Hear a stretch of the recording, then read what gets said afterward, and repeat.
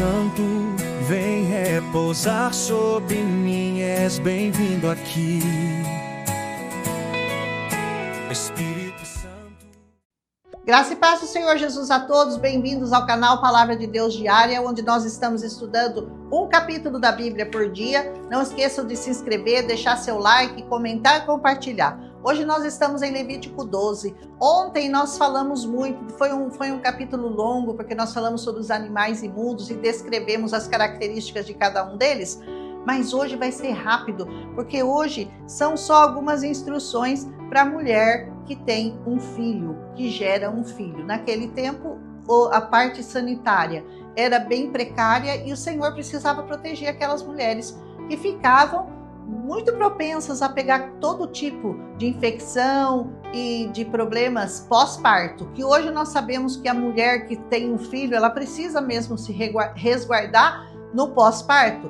Deus queria tomar conta daquelas hebreias que teriam seus filhos no meio do deserto. Então esse é um capítulo dedicado para as mães que tiveram filhos e cuidados após gestação.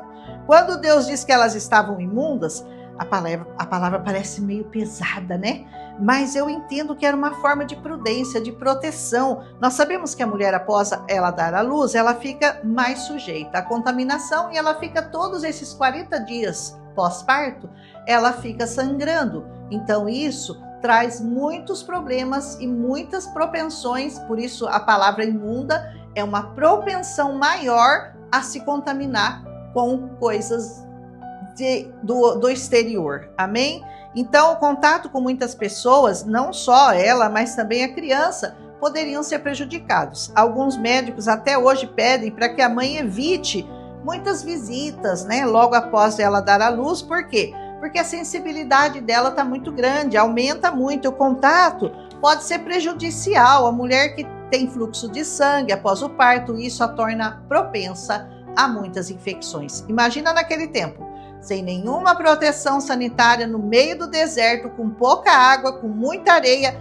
como deveria ser perigoso esse período. Deus queria proteger aquelas crianças e a mãe. O que Deus faz então ao declarar a imunda significa apenas que ela deveria ficar separada, resguardada do contato com muitas pessoas para a sua própria proteção.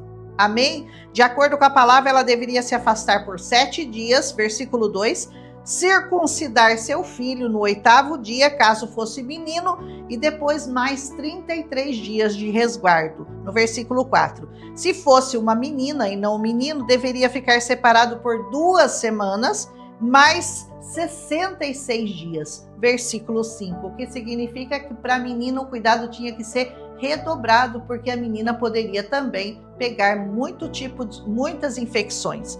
Não sei exatamente por que essa diferença entre homens, é que eu tenho certeza que tudo era para proteção, tanto da mãe quanto do filho. Provavelmente, né, a condição de haver uma mãe e uma filha, que era uma futura mãe também, duplicasse o período de tempo necessário para ela se resguardar, para o resguardo da mulher. Sabemos que Jesus, ele curou uma mulher que tinha um fluxo de sangue há muitos anos. E isso nos mostra o seu poder de curar tanto física quanto espiritualmente. Marcos 5:25 vai contar da mulher do fluxo de sangue. Por meio do sangue de Jesus, os cristãos recebem a sua pureza e a sua santidade. Olha que revelação linda, né? Hebreus 13:12 e 1 João 3:3. Depois você lê lá. Isso também é verdadeiro com relação à mãe de Jesus, cujo fluxo de sangue e impurezas físicas após o parto simbolizavam a sua impureza espiritual ainda maior, a qual foi definitiva e completamente limpa pelo sangue do seu Filho, Jesus Cristo. Após cumprir o seu prazo de isolamento, a mãe deveria oferecer um cordeiro. Tinha que oferecer um sacrifício ao Senhor, versículo 6, ou um pombinho, dependendo da situação financeira dela, para a sua purificação. Essa purificação e essa oferta ficaram disponíveis a nós por meio do sangue de Jesus. Aleluia! O fato dela poder trazer os pombinhos ao invés do cordeiro era para poder incluir todos, como nós já falamos no capítulo anterior, ninguém fica de fora no reino espiritual. O que tem muito dinheiro pode trazer uma oferta maior e aquele que não tem traz uma oferta menor, No caso, quem não podia trazer o animal, trazia o pombinho. Para quem não tinha recursos, né, para obter o cordeiro, era purificado da mesma forma pelo pombinho. Então, ninguém fica de fora da bênção por sua condição social. A graça era provida a todos, pois que o principal era o espírito voluntário do adorador e não o valor da oferta. Não é o quanto você traz de dízimos para a casa do Senhor que diferencia você, porque você pode ser um dizimista fiel ganhando pouco e pode ser um dizimista infiel quando você ganha muito. O importante é você ser fiel no pouco e no muito. Essa é a vontade do Senhor para a nossa vida, mas Ele não faz distinção de pessoas.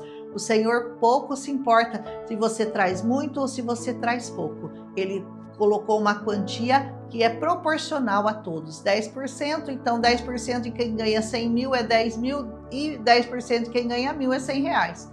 Pronto. Então, ele não exclui ninguém da bênção. Ele quer todo mundo incluído na bênção do dízimo. Porque a partir do dízimo, ele abre as portas dos céus e derrama sobre nós uma bênção tal, e dela nos advém uma maior abastança. Eu tenho vivido isso. Eu sou testemunha de que isso funciona realmente para a minha vida e para a vida de todos aqueles que são fiéis ao Senhor. Amém? Então eu penso que baseado nesse capítulo criou-se a licença maternidade, não é verdade? E a proteção e o cuidado da mãe e do filho após o seu parto. Eu falei que esse capítulo era bem curto e realmente ele é, mas você deve ler ele com bastante atenção, porque sempre você vai aprender um pouco mais com o Senhor, porque o Espírito Santo fala diretamente com você, quando você não ouve só a mim, quando você lê essa palavra e ouve a voz do Espírito Santo. Que o Senhor te abençoe, que Ele te guarde, que Ele te proteja, como Ele quer fazer, porque a intenção do Senhor é nos proteger. Quando Ele dá leis, quando Ele dá ordens com relação ao que pode comer, o que não pode comer, ao resguardo da mulher após o parto, tudo isso tem uma única função para o Senhor: proteger-nos fisicamente e espiritualmente. Um abraço em Cristo Jesus e até amanhã com o capítulo 13, quando ele vai falar sobre as doenças da pele, sobre a lepra e as doenças da alma e o mofo e outras coisas mais. As leis acerca da lepra. Amanhã nós vamos falar nesse capítulo 13. Um abraço em Cristo Jesus, fiquem abençoados e amanhã nós voltaremos se o Senhor assim nos permitir. Aleluia!